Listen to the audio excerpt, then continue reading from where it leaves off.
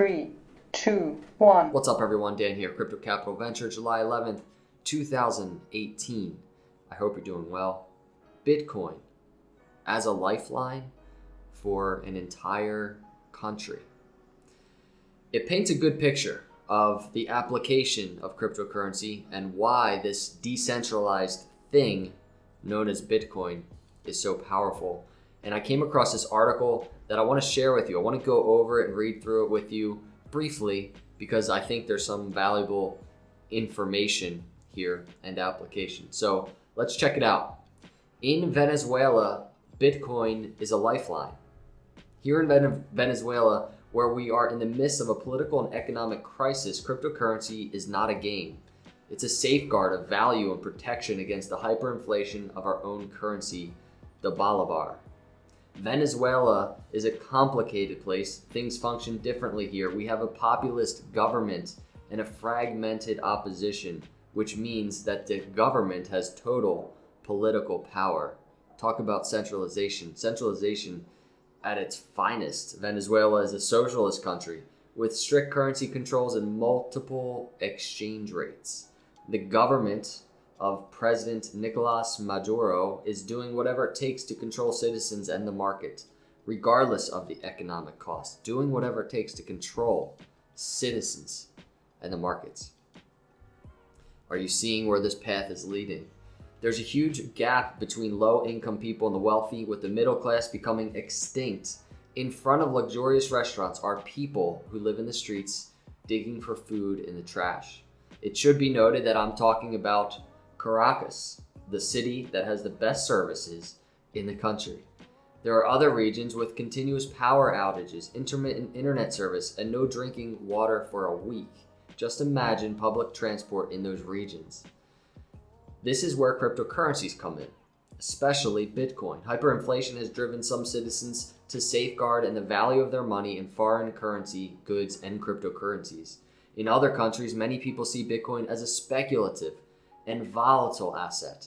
But in Venezuela, Bitcoin fulfills its main function of being a currency that is not issued by a central bank nor controlled by a government, and thus is more trusted than the bolivar.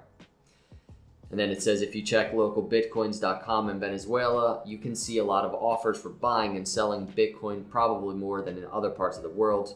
Local Bitcoins is one of the most used platforms for trading Bitcoin to bolivars.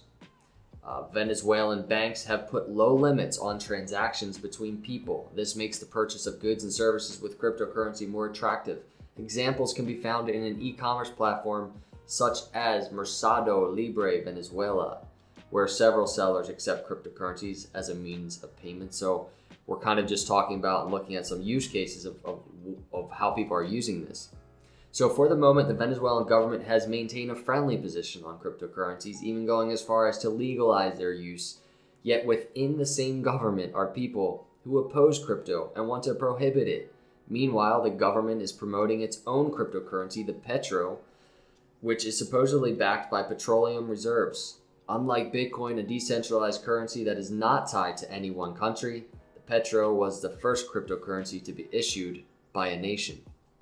For now, non-state-backed cryptocurrencies like Bitcoin are a lifeline for Venezuelans.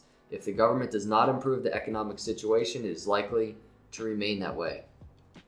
And so we have it, the picture-perfect application of this decentralized technology, this decentralized currency, Bitcoin, being applied to an incredibly centralized nation. And these people are using it, and they're not using it in the way that's, or even looking at it at the way that many of us look at it right now, which is speculative. They're looking at it as, wow, this is a true lifeline. We need this right now. And it just goes to show, the more that you see a centralized government or figure trying to control something, the more valuable Bitcoin becomes. The world in general, and just the way that banks operate, you can see there's more and more of a power grab for control, for centralization. As the years go on, it gets stronger. So as the years go on, what will also happen is Bitcoin will become more valuable. Let me know your thoughts in the comments below. I found this very interesting and a very good example of how Bitcoin is changing the world. Let me know. As always, thank you so much for coming by. I will see you in the next video, and God bless.